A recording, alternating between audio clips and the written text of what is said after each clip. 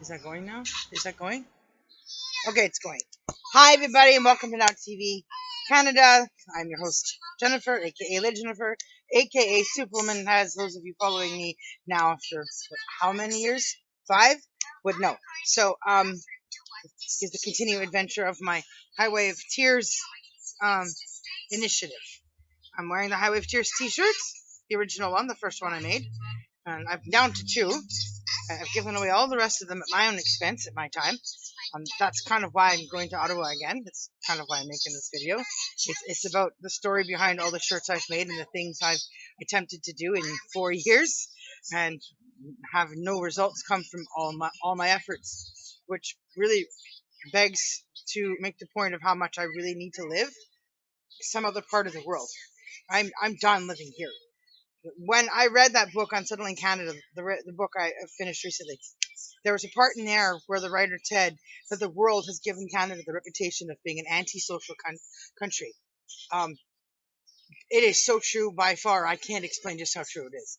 That this country is full of antisocial people. So it's not just antisocial to the world, it is antisocial within itself. That I would create something that is needed, that something was forgotten that should have been done before I was ever born, before Justin, before Patrick, and before other people our age range in that lifetime. When our parents knew about what was going on, somebody should have come up with a t-shirt idea. So that's my story. I'm wearing the shirt today. I am leaving to go to Ottawa again. I'm taking the train. I've earned the upgrade. I'm too old to go by Greyhound anymore. I'm cheap, but I'm learning to spend my budget. If I give myself a $150 travel budget, I'm learning to spend the $150. So that's a reward. Because I gave myself that $150 travel budget, I'm now going economy, which means I have one of those seats that actually have leg space. There's 4 seats, there's room for the bags, and there's a nice window for the view, and I can sit and eat my food and walk around on the train, so it's good. It's all right, right? And your 2 bags, 25-pound carry-on, suitcase 50 pounds, and then my purse and the computer, the laptop. So I'm using the laptop to make this video before I go because my cell phone isn't uploading properly. The videos aren't going onto the computer. There's something wrong with this Acer. I miss my HP. But I wanted to show everybody to see. Ooh, let's try that again. I wanted everybody to see that I am wearing Highway of Tears t-shirt there as my motivator to suck in my lungs, to suck in the air, to breathe in, go knock on the door, and walk into the office of meeting somebody for the first time in all of this time, and finally see and hope that he likes what he sees and that we can actually move forward with business on things that need to be done on my platter of issues from there. This could lead to a job, which I'm not there to apply for, but he is hiring and looking for people to do things. So he might think I fit on staff somewhere, which if you look at my resumes, wouldn't make sense. But I'm not the babysitter, which is what I worry about. Because today, when you're got a rapport of that kind of life, if you're the prime minister, and you're the freaking senator, or you're a governor general, or you're a movie star or a singer, basically it takes a security guard to be the babysitter. You have to have your fingerprints, you have to have criminal records check and all this stuff. And since I've been doing security work and VIP work for 13 plus years, you know, he's like, here's the baby, right? I'm going to go to work. And I'm like, what are you doing? He's stuck with kids. So it fits. If it happens, it happens, right? I can't say no. It's a job. I haven't had a security job that's reasonable within my experience that I deserve to be paid for in 2 years. And I've invested so much of my personal time and money in solving these crimes or raising awareness. Rather, I'm not here to solve the crimes because I'm realizing there's so many crimes being committed that statistically in Canada, it's impossible to keep track. Every 6 days, a woman dies at the hands of her partner. Add to that the amount of Aboriginal crime being committed and how the police and white people here, the racism in Canada against the Aboriginal people, through the roof. Disgusting. It's deplorable. Ignorant.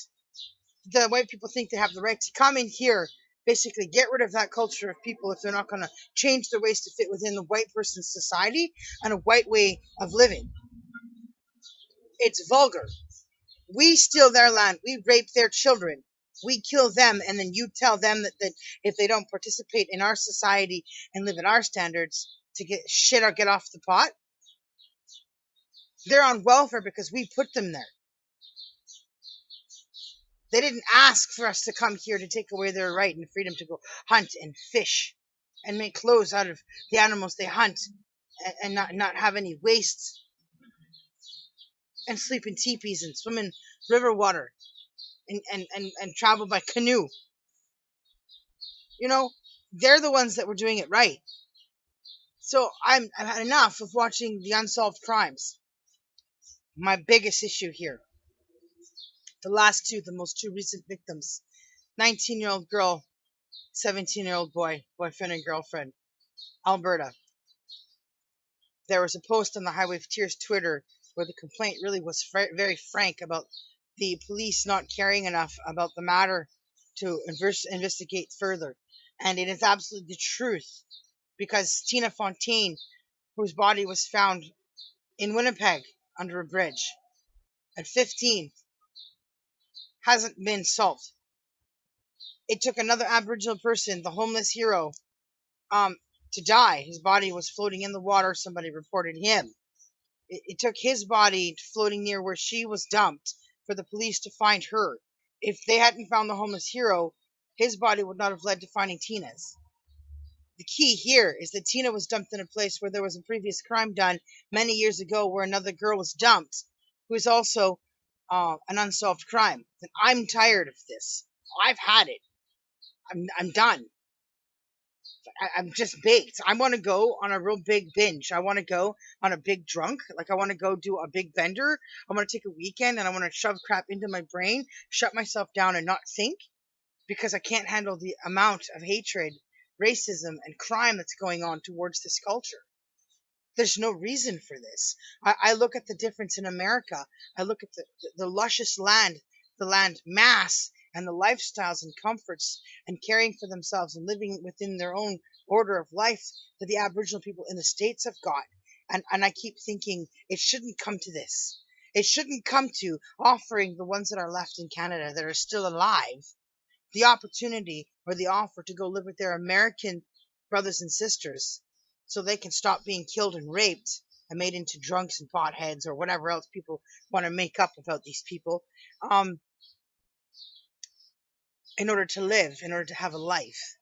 This is their home. This is their land. We've taken 98% of it. They shouldn't have to go live in another country in order to be able to live with the right to ride horses, fish, hunt, and hold their powwows and eat their bannock outside and sleep in teepees. So while I was investigating from the time of my last victim on the Highway of Tears t-shirt, Madison Scott,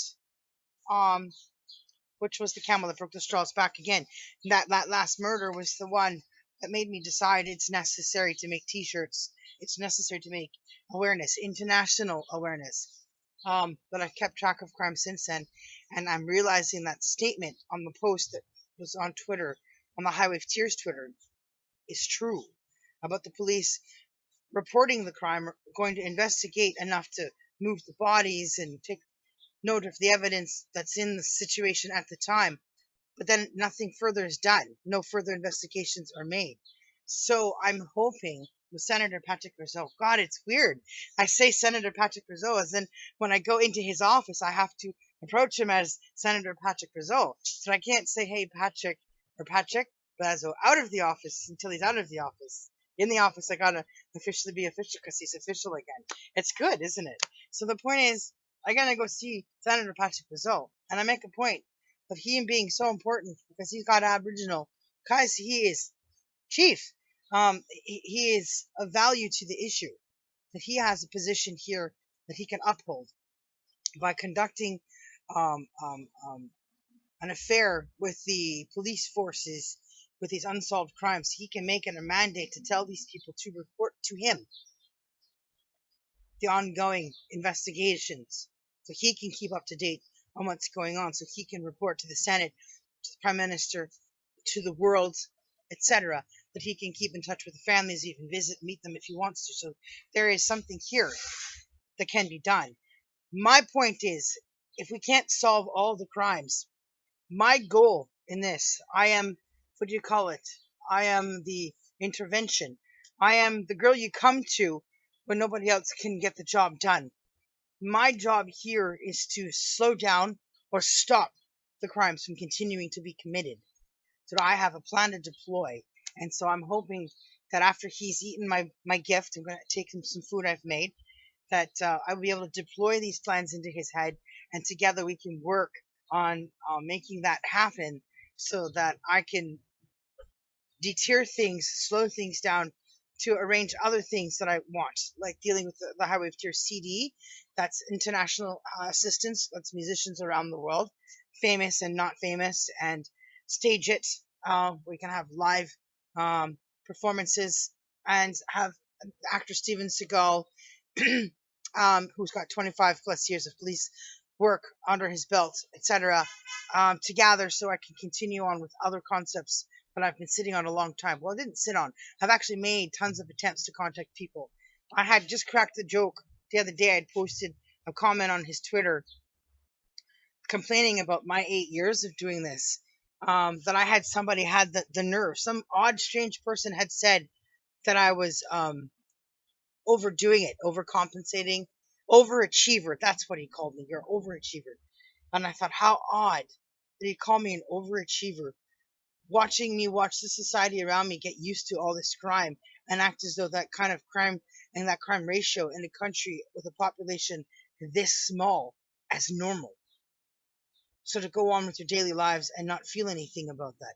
Creepy, eerie, not natural, not right. I'm not okay with that. So that has pressed me towards needing to be in Ottawa and get bigger and louder and noisier, and make a point of how many years ago the little things I'm doing should have been done by somebody else. And so I'm hoping everything will be good. I'll let you guys know on my way, step by step, wherever I am stopping over. There should be a slight stopover in Union Station. I tried to get somebody to come visit, but she wants to go see her boyfriend, so I think I'll be there talking to you guys from there. But I'll let you know when I get into Via in Ottawa, and we'll continue the story from there. But it's just one step at a time. I'm leaving here in the t-shirt, and hopefully it stays clean. Then I'll wear it again tomorrow into his office if he's there. Otherwise, I'll give my gift and leave a note, and then he can contact me, and then we'll go from there. So wish me luck, you guys. Thanks for watching. You guys peeled, and hopefully you'll soon hear in the news my story. Because my story, I think at this point after 8 years, like I tweeted to him the other day, is a movie. And I think it's one that needs to be told, one that needs to be heard, not just on my YouTube videos showcasing what I've done, but with somebody else following the story. And then, of course, showcasing my actual other stuff that I do too, which needs promotion. So hopefully all that works out from here. I have no idea where I'm going to be living. I have no idea. Fly by the seat of the pants, girl. But that's okay, because that means I'm a girl whose story is going somewhere. My life is going somewhere. People who stop moving, stop living. So I'm going to keep going, because I want to keep living. Peace out. Now TV Canada, St. Catharines, Ontario, where I'm hoping to return with the senator on a vacation with his daughter, maybe even his son, to go on the carousel ride to Marineland, go camping maybe, I don't know. Go swimming in the lakes free where the parking is free, I don't know. Train ride back, we'll see. We'll see. Depends on how bad he wants to get to work on other stuff. Depends on how quickly we can get the other stuff deployed. So, thanks for watching. Princess of the Provinces, signing out.